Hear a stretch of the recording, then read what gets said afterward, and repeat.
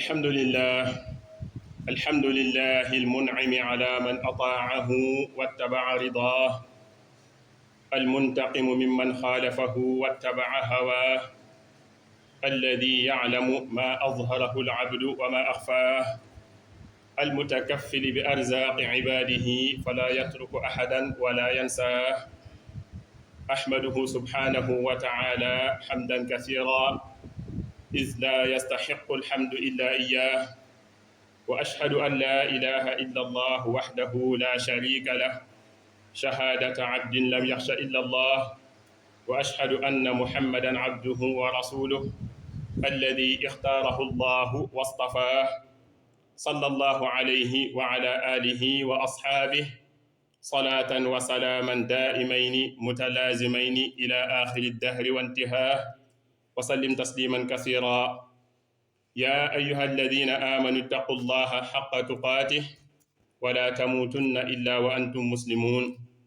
أما بعد فيا أيها الناس قال رسول الله صلى الله عليه وسلم إن لكل دين خلقا وخلق الإسلام الحياء وقال أيضا عليه الصلاة والسلام ما كان الفحش في شيء إلا شانه وما كان الحياء في شيء إلا زانه والحياء من أجمع شعب الإيمان فإذا اتصف المسلم بالحياء من الله تعالى فعل الواجبات والمستحبات وترك المحرمات والمكروهات واتفق كلام الأنبياء عليهم السلام على استحسان الحياء فما من نبي إلا ندب إليه وحث عليه يقول النبي صلى الله عليه وسلم إن مما أدرك الناس من كلام النبوة الأولى إذا لم تستحي فاصنع ما شئت أي مما بلغ الناس من كلام الأنبياء المتقدمين أن الحياء هو المانع عن اقتراح القبائح ومنهيات الشرع ومستحجنات الحق وهذا أمر بمعنى التهديد والوعيد كقوله تعالى اعملوا ما شئتم إنه بما تعملون بصير والمراد إذا لم يكن لك حياء فاعمل ما شئت فإن الله يجازيك عليه وقوله تعالى فاعبدوا ما شئتم من دونه وكثرة الذنوب تضعف الحياء وربما انسلخ من الحياء بالكلية حتى لا يتأثر بعلم الناس بسوء حاله ولا باطلاعهم عليه بل كثير منهم يخبر عن حاله وقبح ما يفعل وإذا وصل العبد إلى هذه الحالة لم يبق في صلاحه مطمع فمن لا يستحيي صنع ما يشتهي وقد جعل النبي صلى الله عليه وسلم الحياء من الإيمان عندما مر برجل وهو يعاتب أخاه في الحياء يقول إنك لتستحيي حتى كأنه يقول قد أضر بك فقال رسول الله صلى الله عليه وسلم دعه فإن الحياء من الإيمان قال ابن بطال رحمه الله معنى أن الحياء من أسباب الإيمان وأخلاق أهله وذلك أنه لما كان الحياء يمنع من الفواحش ويحمل على الصبر والخير كما يمنع الإيمان صاحبه من الفجور ويقيده عن المعاصي ويحمله على الطاعة صار كالإيمان لمساواته له على ذلك فقد قال النبي صلى الله عليه وسلم الاستحياء من الله حق الحياء أن تحفظ الرأس وما وعى وتحفظ البطن وما حوى وتتذكر الموت والبلاء ومن أراد الآخرة ترك زينة الدنيا فمن فعل ذلك فقد استحيا من الله حق الحياء ومن طرق اكتساب الحياء أن يتذكر الإنسان نعم الله الظاهرة والباطنة فقد أطاعه الله تعالى حقلا وسمعا وبصرا وعافية ورزقه الزوجة والولد والمسكن ورزقه من حيث لا يحتسب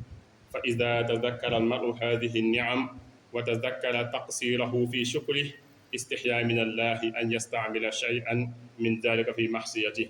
جعلني الله من الذين يستمعون القول فيتبعون أحسنه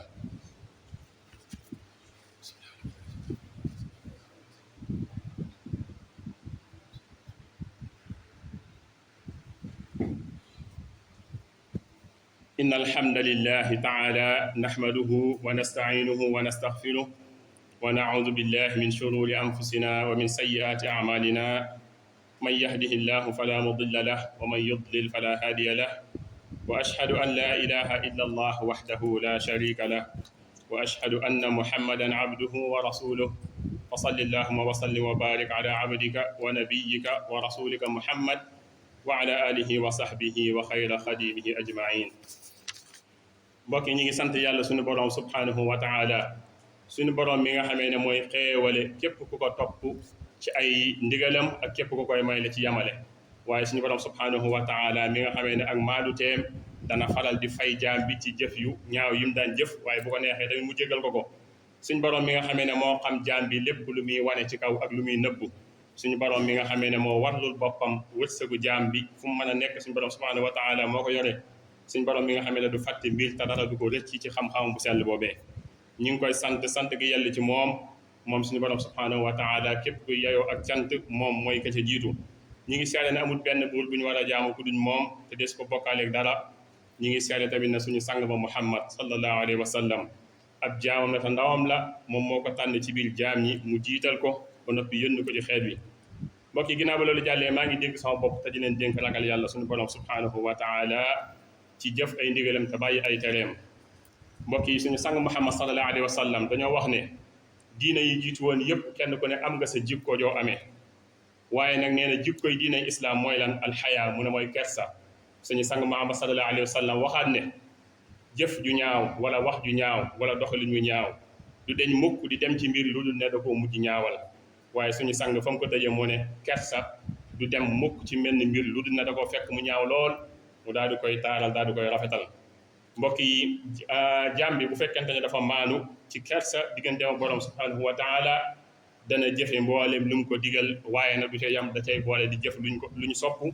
waaye dana bàyyi mboolem lu ñu xaraamal waaye dana bàyyi mboolem lu ñu sib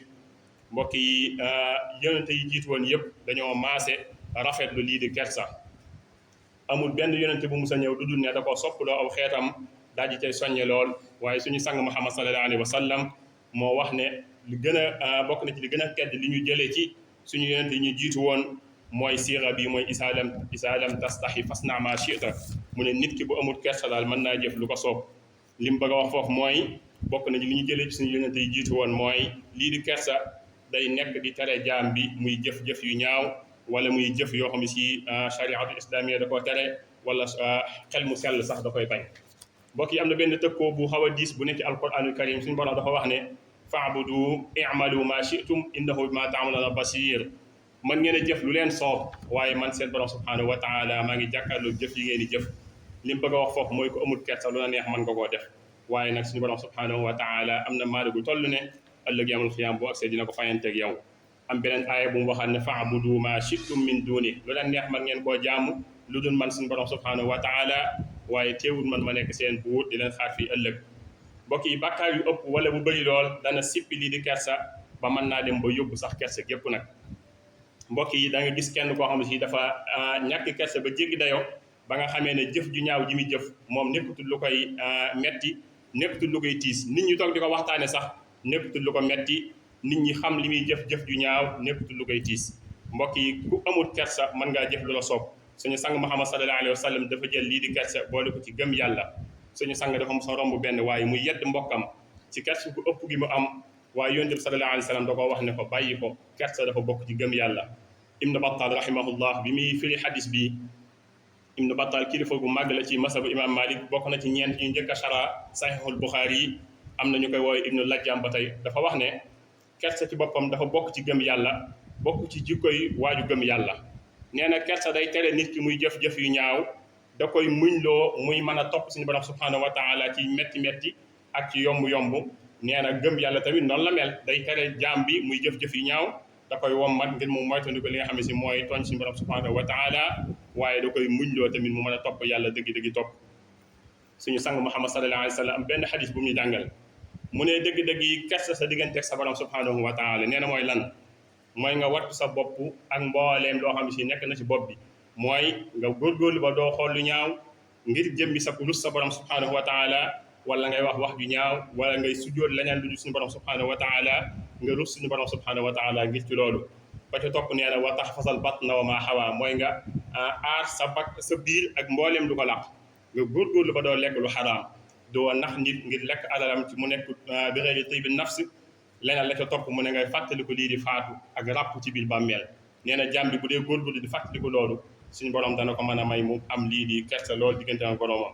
fontaji xadis mu ne képp ku bëgg lii di àllaaxira da ngay bàyyi poñetam àddina mii waaye mu ne képp ku jëf loolu nag am nga dëgg-dëgg lii di kersa mbokk yi bokk na ci nag liñ mën a fàggoo lii di kersa diggante ak sa borom subhanahu wa taala mooy jaam bi di fàttaliku xéewal yi ko yàlla jox moo xam xéewal yu nëbb yi la moo xam xéewal yu feeñ yi la suñu borom subhanahu wa taala jox na la xel mu sell nga ciy xalaate ba loo bëgg a jëf nga jiital ci xel waaye mu jox la lii di ak dégg nga xam ne dara gënu koo sell mu may la lii di ak gis waaye mu may la sa jàmmi yaram suñu borom subhanahu wa taala yëmul foofu mu wërsëgal la soxna wërsëgal la njaboot wërsëgal la foo ko mën a dëkkal mbokk yi xéewal yi suñu borom may la ko te yow leer na la naññi ne na nga ko war a sant da nga caa gàttañ lu lool dana tax jaam bi di rus di jëf-jëf joo xam ne suñu borom subhanahu wa taala dana jàkkaarloog moom wala malaayika yi nga xam ne si ñu mooy raqib ak atiid di jàkkaarloog moom yàlla ñu yàlla defal dëgg-dëgg yi ragal suñu borom subhanahu wa taala yàlla ñu defal ñu dëgg am dëgg kersa diggante suñu borom subhanahu wa taala ربنا آتنا في الدنيا حسنة وفي الآخرة حسنة وقنا عذاب النار وطهرا قلبي وزدني حياة وأحيني في طاعة يا رب يا واجعل يميني كسحاب في سخاء ميمونة في شدة وفي رخاء يا الله يا وهاب يا أعلى رفيق ليسلكن اليوم أنفع الطريق بحرمة المشفع المقرب والآل والصحب وشهر رجب يغفر الله لنا ولكم ولسائر المسلمين آمين